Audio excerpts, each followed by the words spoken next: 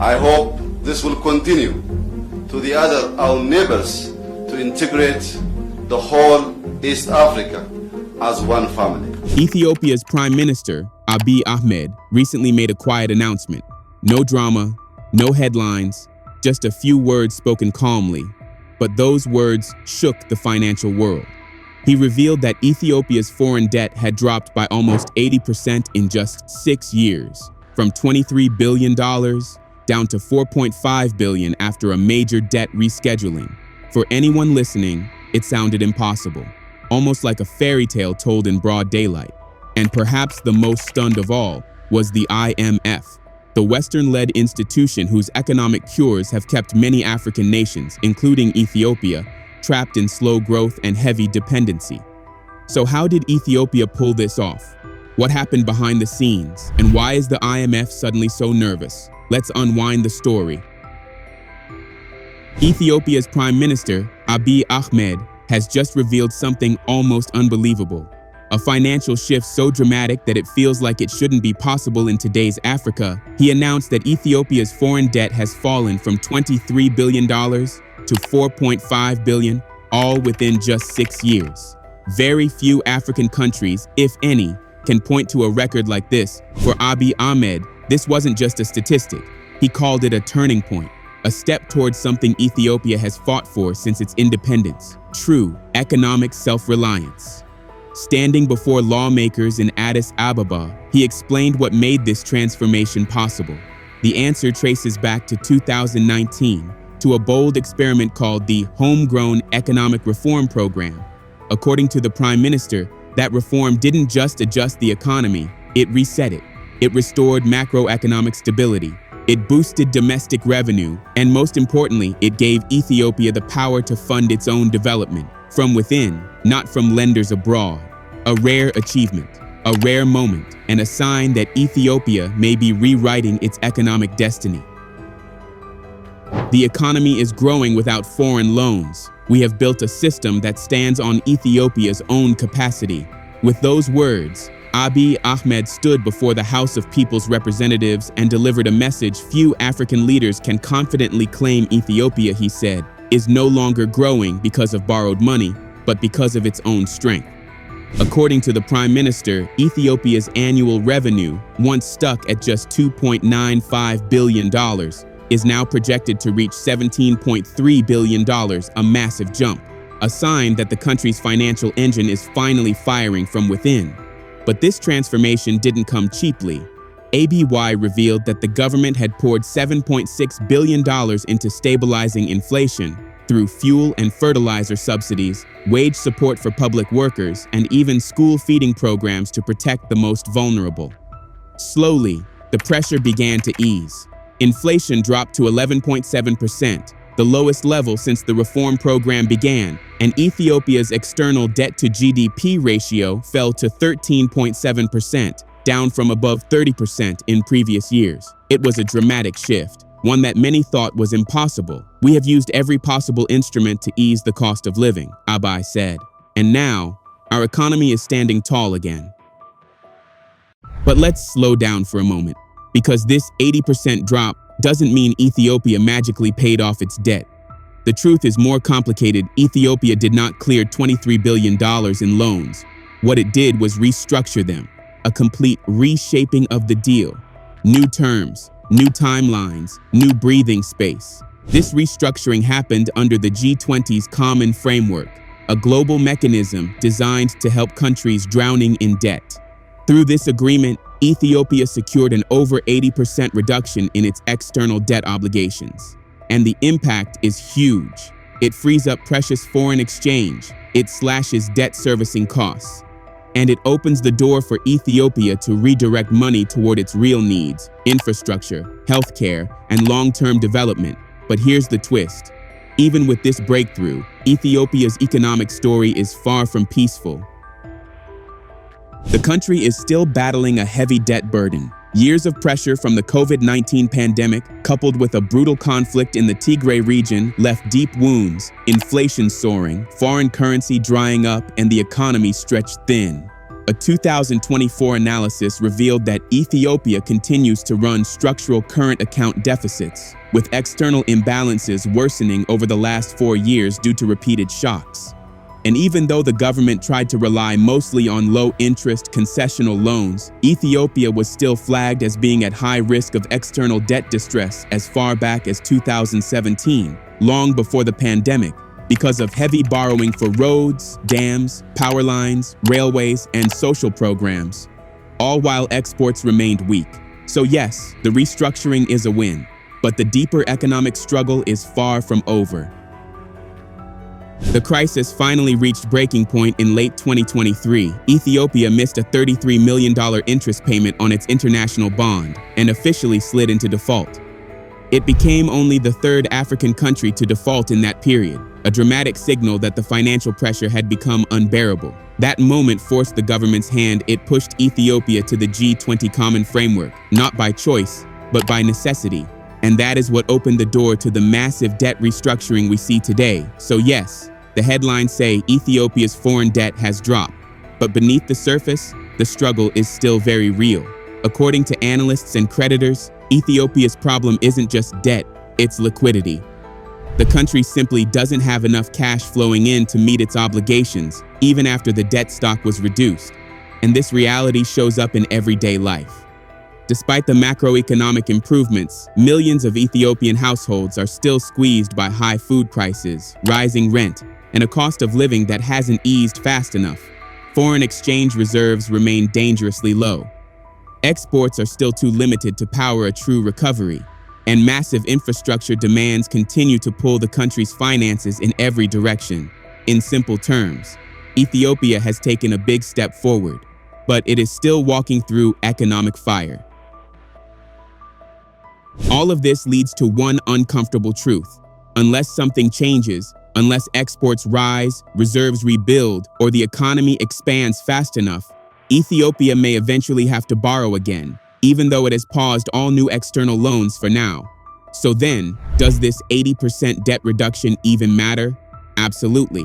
And not just for Ethiopia, but for the entire African continent. For Ethiopia, this moment is a reset, a chance to rewrite the story, and prove that an African nation can take control of its finances, restructure debt on its own terms, and grow from domestic strength instead of dependency. But here's the real test. Success will not be measured by a number on a government chart. It will be measured by what people feel in their daily lives. Do more families find work? Do prices finally fall? Do incomes rise? Do ordinary citizens feel safer, less vulnerable, and more hopeful?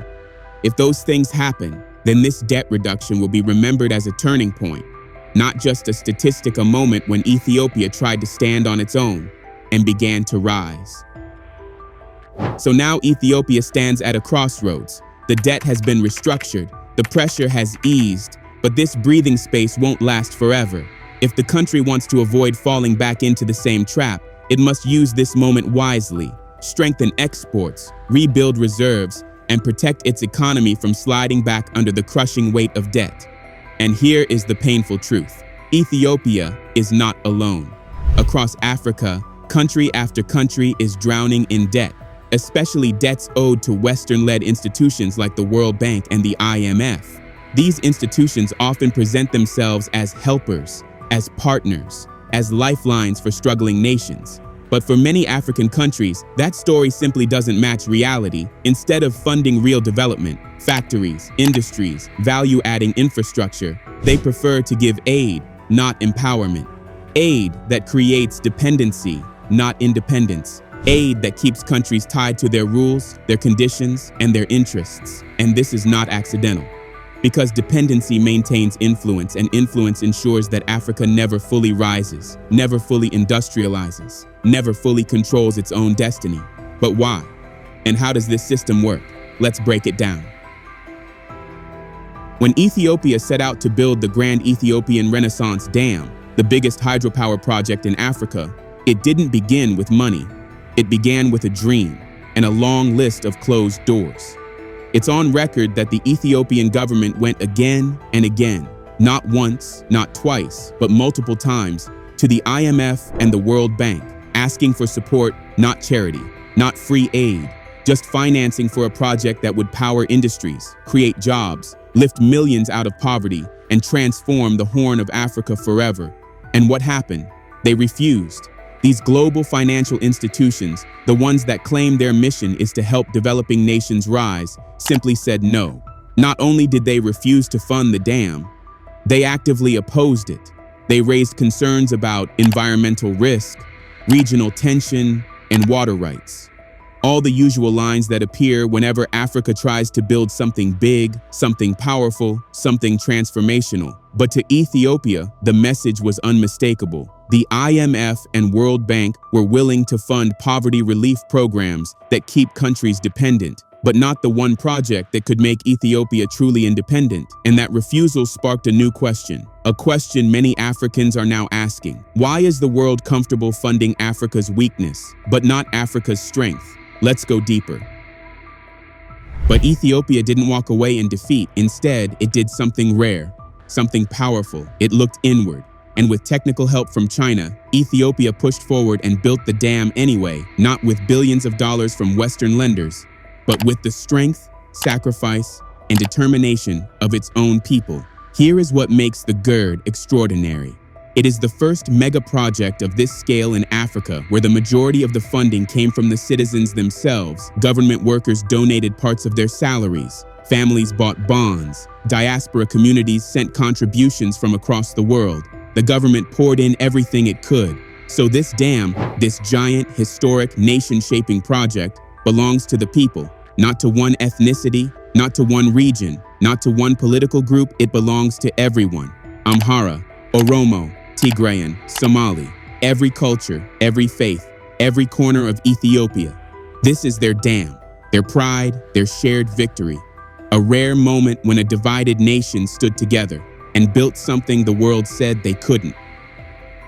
For those of you who do not know, structural adjustment simply means laying down conditions that countries must accept in order to get the money that they need, often that they're starving for. That means that the borrowing countries are forced to open up their economies to foreign intervention, whether it's investment or markets. And for a country that's trying to develop economically, it really doesn't matter whether it's on a capitalist or socialist model. The fact is that some kind of protectionism is almost required in the initial stages of development for a certain amount of time. In simple terms, for African countries which are still trying to break past the devoting stages, totally opening up their economies and market to foreign intervention is not a good idea. What many people forget is this: Africa is young, very young. Most African countries are barely 60 years old. Meanwhile, their Western counterparts have existed as unified industrial nations for well over a century, some for hundreds of years, and Africa wasn't just young. It was colonized. Colonialism didn't just shape borders, it dismantled entire economies. It stripped nations of industries, resources, skilled labor, and the ability to stand on their own feet.